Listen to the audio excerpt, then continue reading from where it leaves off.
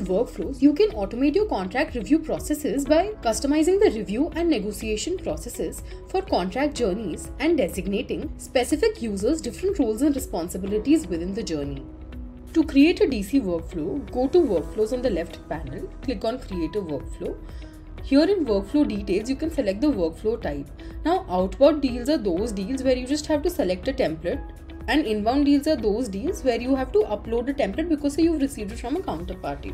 Here I'm going to create a workflow using outbound deals. However, you can select both outbound and inbound deal within the same workflow. Now here enter a workflow name, add the workflow description, and select the template that you want to use. If you were creating an inbound workflow, you would not need to select a template. You could simply upload a document that you would have received. Click on Continue. On this screen, you can add the collaborators. These are people who will edit, review, and negotiate the deal. I will briefly explain what each collaborator does. So the initiator triggers the deal and creates the draft of the document to initiate reviews and negotiations.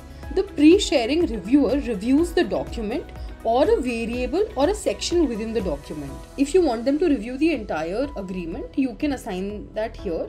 If you want them to review specific variables or specific sections, you can select and set that here. You can add different reviewers to look at different variables or different sections. Counterparty POC is the person from the other side who will negotiate this agreement. Then add negotiators. Negotiators are responsible for interacting with the counterparty and negotiating the document. There are two types of negotiators. There's a business negotiator and there's a legal negotiator. The business negotiator will handle negotiations with the counterparty POC.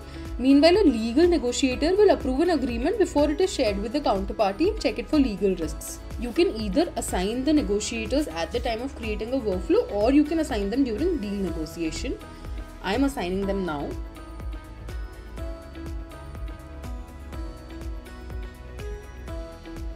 You also have to assign the agreement to them. Once you have added all the collaborators, click on Continue. Here in the workflow settings, you can enable TAT. This is a very helpful feature for you to ensure that all the stakeholders are reminded of the timelines and conclude the deal within a specific time. You can enable reminders for specific collaborators and then click on Continue. Now, as you can see, the workflow is ready. You can run this workflow at any time to initiate a deal. In case you don't have a predefined workflow, you do not need to create one. You can add collaborators to a draft as well after it is created.